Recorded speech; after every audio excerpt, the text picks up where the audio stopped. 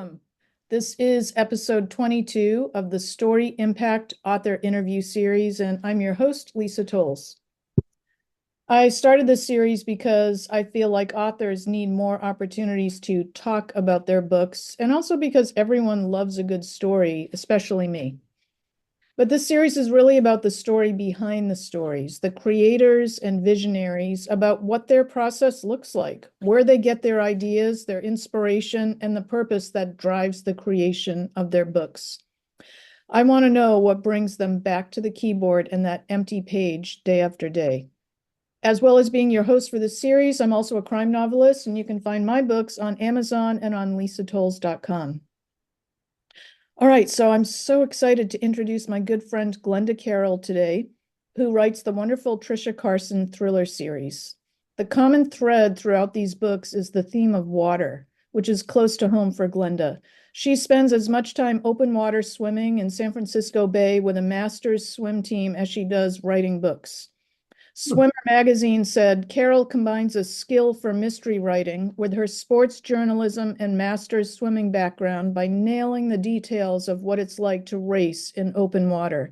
I liked Carroll's characters immensely, but it was the story that kept me up late reading.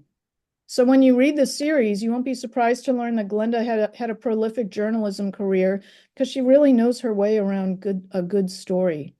She's the president of the Northern California chapter of Sisters in Crime and is a member of Mystery Writers of America. She lives in San Rafael, California, and we're going to learn a lot more about her today. Glenda, warmest welcome. Thank you so much for inviting me. All right, so tell me about your journalism career. Who were you writing for? What was challenging about it? And what did you enjoy most about that work? Well, actually, if you go back a number of years, I had a column in my middle school newspaper where I interviewed celebrities of all things. Wow. I interviewed once Marlon Brando because I lived in Maryland, very close to Washington, D.C. Mm-hmm. And these stars would come through, and somehow they would have journalists from the local schools come.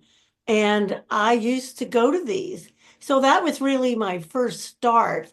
And then let's see, I was a sports writer for the Marin Independent Journal for about 19 years. I wrote primarily about boating, Mm. sailboat racing a lot. I included some things on surfing, I think minimal on swimming, but primarily sailing competition. I was a magazine editor for it's called Bay and Delta Yachtsman, and I don't even know if it exists anymore, but I wrote for that about a lot as well. And that was another boating magazine.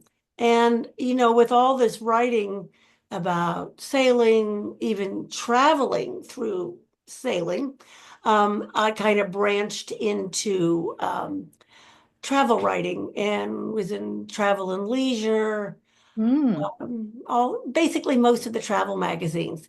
So it's been all sports and travel. Okay. What was challenging about being a journalist, and what did you love about it the most? Well, what was really interesting to me about, especially writing about sailing and sailboat racing, anybody can participate, but there were some very wealthy people who were participating. And I could call up these people and say, "Hi, this is Glenda Carroll from the Marin IJ, the sailing editor. I want to talk to you about this weekend's race." And they would say, their secretary would say, "Hold on."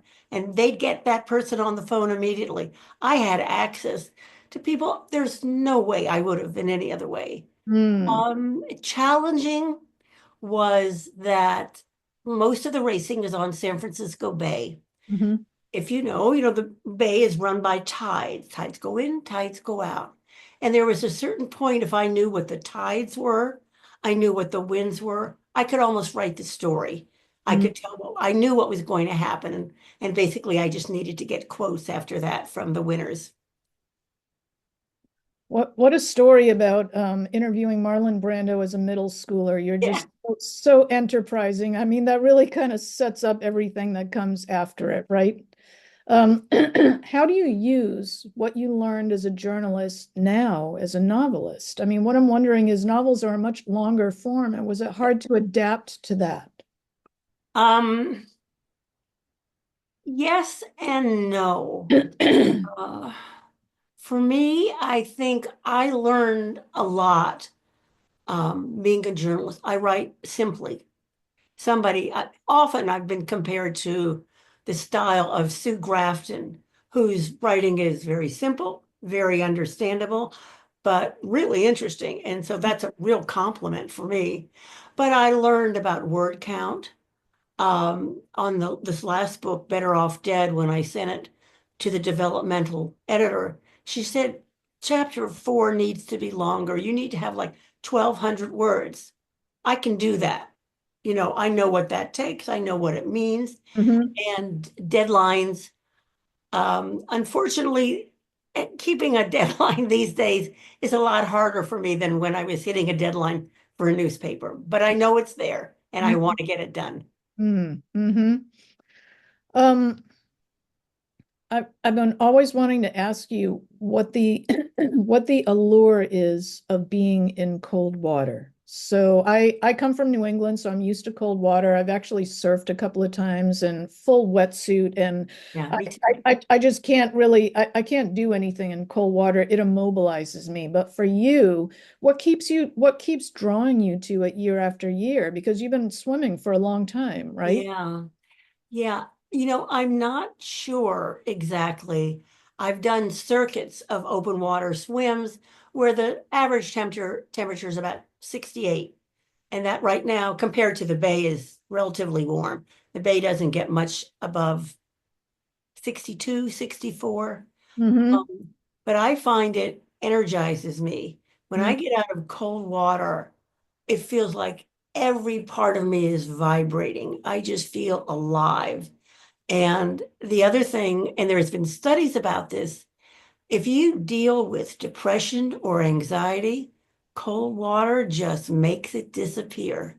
Really? Yeah, yeah. And that's why sometimes people just go in, they don't swim, but they may go in maybe up to like their shoulders, stand there for a little bit, maybe duck down, Mm-hmm. stay in the water for 10 minutes and gets out. And they get out. Um, but just that little bit of immersion does a lot to your psyche. For me, it's the way I feel when I get out. As I said, I just vibrate and I love it. Mm-hmm. Wow. I want to talk about your series, but I want to tell viewers about Better Off Dead. So I'm going to read your synopsis. Is that okay? Sure, go right ahead. Successful Marin County financier Andy Barlow is training for a competitive open water swim in San Francisco Bay.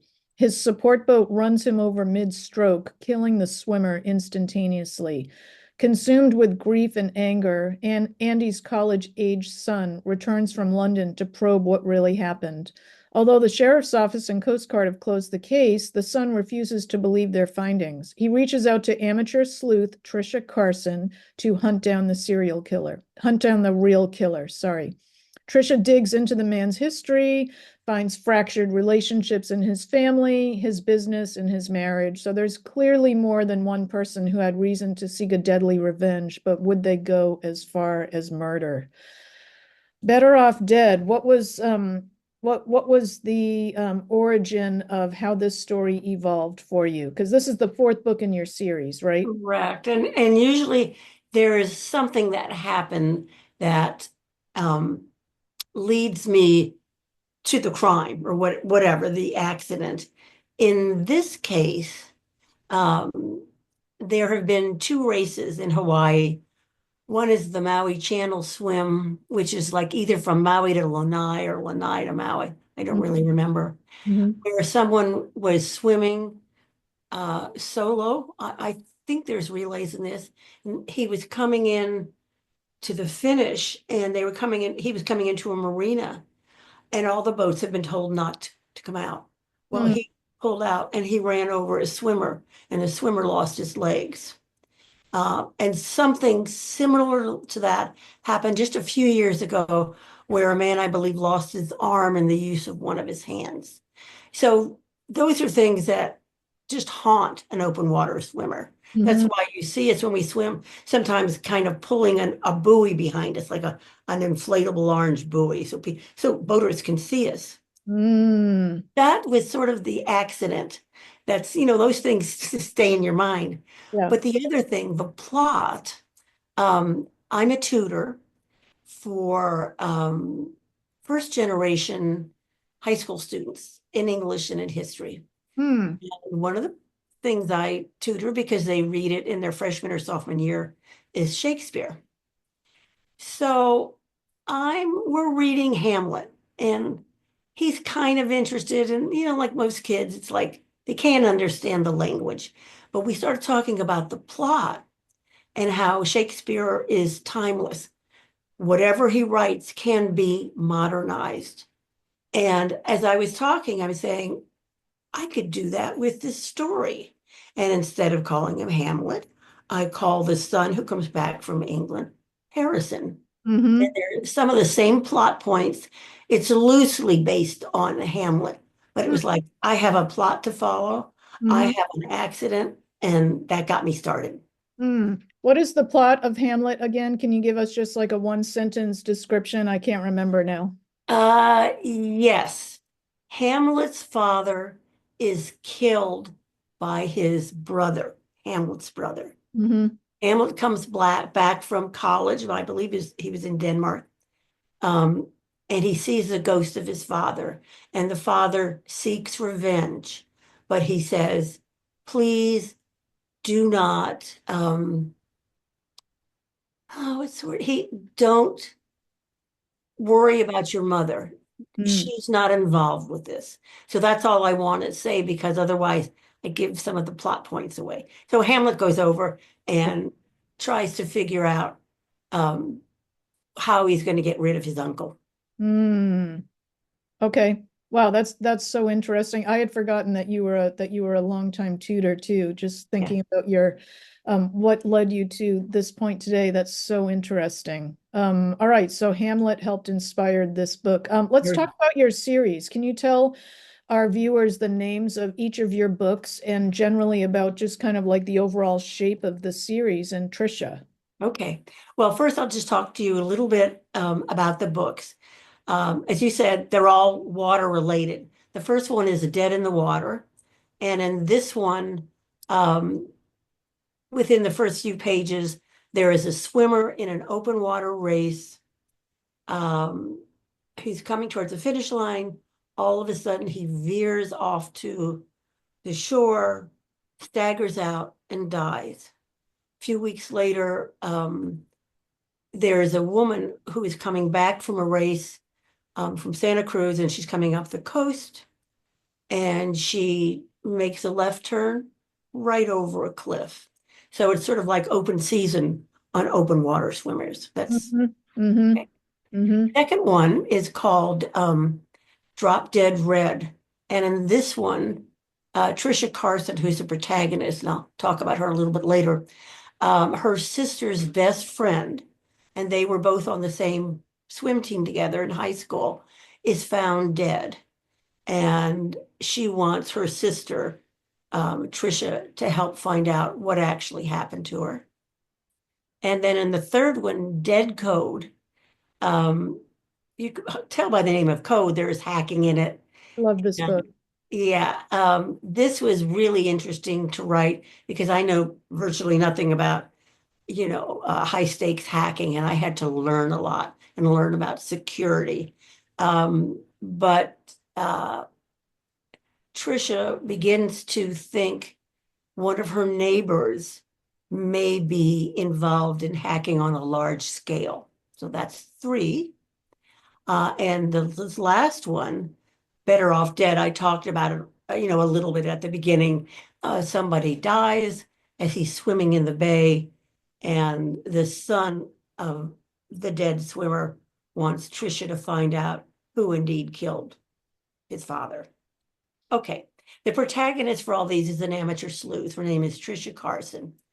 And when the series starts, she's a little overweight, has absolutely no athletic ability, has a high school degree, that's it, is without a job. She comes back to the Bay Area from Colorado and takes up a room in her family's house that now belongs to her sister. When the series first starts, she's really kind of snippy, obnoxious, maybe, Mm-hmm. but persistent. Mm-hmm. But also, her family is everything to her, and Mm-hmm. that persists throughout the book. Mm-hmm. Um, by the time we get to the last book, she's mellowed a bit. She's not quite as uh, harsh. Mm-hmm. She still is a pretty gutsy woman, but her sister by this time has had a baby, and the baby and Trisha connect, Mm-hmm. and that has kind of smoothed her and mellowed her out. Hmm.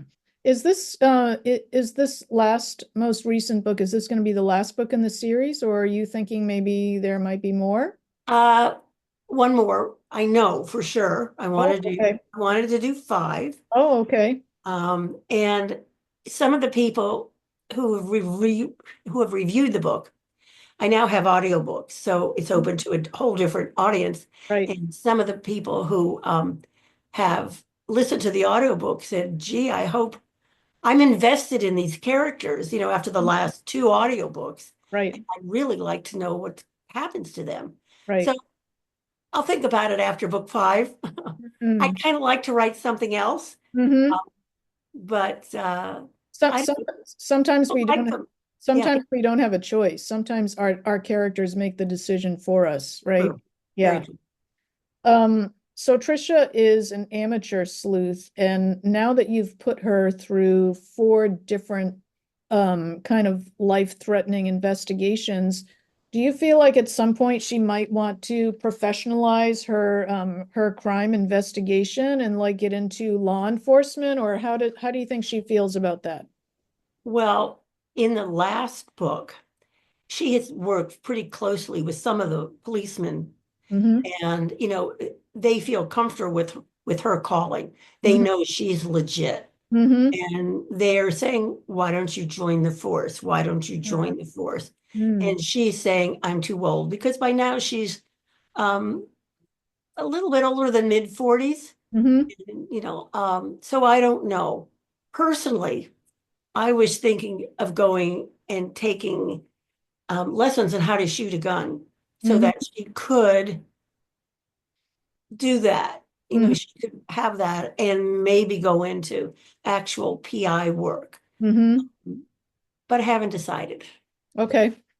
One thing that I loved about Trisha, I think you gave a really good, apt description of her that matches how I felt about her as a reader of the first three books in the series. But I love how she's just so fearless. I mean, like in many cases, she's like utterly reckless too, and like Yes. she's so dogged in her pursuit of like what she wants to find. She pays no regard to like her personal safety. And I mean, I love her passion, but I mean, like she's kind of afraid to do some things, but the fear doesn't stop her from like getting to where she wants to go. And I really identify with that quality as a reader. I love that. So I can't wait Yes. to read book four. Yeah, she's a very determined person. She's the type of person that once she starts something, she will finish it. Hmm. She may not finish it very well, but she will finish it. That's who she is. And she continues to be that way in book four.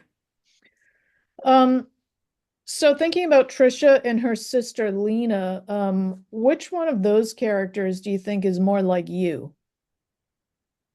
Ooh, probably Trisha, although I do not do that. I don't break into houses. I don't get thrown off You boats. don't? No, I've jumped off boats, but I don't get thrown off boats. Um, I would say like she suffers from anxiety, and that's been something I've had to deal with most of my adult life. I am one of those persons that is driven to complete what I start. But if somebody shows up at my house and is kind of scary, I keep the doors closed. I don't, get Mhm. in their face and push them down the steps. That wouldn't be me. Mm, But I think she's analytic in a way that I am as well. Okay. I want to shift out of talking about the actual books, and I'd like to hear um, some of the mechanics of how you actually write. So, like, how much do you write a day? Are you very disciplined or not very disciplined? And do you plot your books or don't plot your books? Okay. Well, I am what's called a pantser, someone who doesn't plot their books. And I've said this before. I really envy those who plot it. I think it'd be much easier. So for the second book, Drop Dead Red, I wrote an outline. I plotted it Mm, and I start typing away on the first chapter. By the end of the first chapter, I'm the outline is gone. I've totally gone a different way. I just don't think I can do that. mhm, Um, I just kind of let it go where it goes and let the characters do what they do. I mean, and to go back to Trisha in book one, people didn't like her because she could be obnoxious um and I just thought, well, that's who she is. This is not going to be some glorified person who can solve crimes. She's got other aspects to her personality. mhm, And in terms of how I write, I usually write in the morning. I have, I guess, kind of a routine. I get up really early, about 5. I go to the pool. I'm in the pool at 6. Come home, walk the dogs, eat, and then I'll sit down for 2 to 3 hours. mm, However, I also suffer from writer's block. So mm, I may sit down, I may write for 5 minutes and then kind of get up and roam around the house, get something to eat, and then come back. mhm, I seem to need to do that to kind of refresh my mind, to mm, say, okay, I can get going on this now. Some days maybe I can only write for about a half hour. mhm, Others, maybe a little more than 3 hours, but I am not one of those who can spend all day doing it. Just mhm, can't and don't want to. mhm. That's kind of it. I don't feel I'm very structured, although in talking about it, I do at least have a structure to get me Yeah. into it. Yeah. Yeah, sounds like you have kind of a schedule, and it sounds like you allow yourself the flexibility too, not cracking a whip saying I will write 1,600 words right now, but just kind of seeing what wants to naturally come out. And I like that. Yeah. Yeah. When I was writing the first book, I I ran right into writer's block a number of times. And it was during the summer. And I had one of these old fashioned push lawn mowers. And Hmm. anytime I had writer's block, I would go out and cut the grass in the backyard. And I come back in and I'm sweating and my face is red, but I was ready to go on to the Mm. next whatever. Oh, I love it. I've learned how to work through writer's block, but Yeah. you're right. I don't, if I can't write something one day, it's like, I'll be back tomorrow. I'll try to Hmm. do better. I get on the treadmill and if I'm stuck, that I mean I get on the treadmill anyway, but I mean if I'm stuck with something, I get on the treadmill and like inevitably something shakes loose. I don't know, Yeah. something about like the exertion or like, sweating or I don't Yeah, know, we all have our ways, right? right. Um, so what would you say is your singular purpose as an author? And what do you want to leave readers with after they read your books? This is a question that I ask every guest who comes on this show is, wanting to know kind of like where does writing live in your heart? What's your purpose? What are you giving to people? Well, I hope that I'm entertaining them. And I hope that I grab them enough that they want to turn the page. Um, because I read mysteries and that's just something I enjoy. And I hope people that like mysteries will enjoy these. Um, it's funny. I mean, if you would have asked me this some other time, I said, I want to make money. Well, I learned that's not going to happen. I mean, if I break even someday, I'll be thrilled. But making money, ending up on the big screen, not going to happen. But for me, I feel, like when you were asking about the next book, really when I was finishing up book four, it's like I'm done. I don't want to do any more of this. But I knew I had to, I just had to. And there is sort of Mhm, a compulsion to keep going. And mhm, so I do. And mhm, when that compulsion goes away, I guess I'll stop, and what do mhm, I want from people? I want them to enjoy it. That's mhm, all. Just mhm, enjoy it. Have a mhm. good time. Well, I certainly do reading your books, and I can't wait to read the new one. Before we close, when's your next open water swim or next competition? What's next for you? Well, water temperature in the bay is still about 55. That's cold, cold for me. Um, let's see, where are we? Beginning of April. My guess is I'll get in the bay, um, hopefully by the end of the month. That should be boosted up a couple degrees. And Hmm. in terms of competition, um, I'm not so sure what I'm going to do. I did an Alcatraz swim, which is from Alcatraz to the San Francisco city front. And my friends who are just wonderful Hmm. distance swimmers. This one woman has done the English Channel like 4 or 5 times. Hmm. Just, and she said, well, why don't you do the bridge to bridge, which is Golden Gate Bridge to the Oakland Bridge? That's like 5 miles. Hmm. That would mean I have to get in and train. And sometimes it's just nice to get in and swim and not Yeah. have not have a purpose. So I don't have anything specifically right now. Okay. Awesome. Well, you can find Glenda's books at glendacarroll.com. And Glenda, thank you so much for joining me Sure. today. It's been so wonderful to chat with you. Been a pleasure. And for those of you just tuning in today, thank you so much. Have fun reading Glenda's latest book, Better Off Dead. Glenda, when is that coming out, or has it already come It's out? out. It came out March 7th, March 7th. and Okay. it's available in, yeah, paperback, ebook, and audiobook. And Awesome. you can walk into any bookstore and order certainly the paperback, the ebook. It's Barnes and Noble has them, Amazon has it, Okay. and audiobook is Audible, Amazon, iTunes. Okay. Excellent. Well, thank you, Glenda, and thank you, viewers. We'll see you next time. Take care. Bye-bye.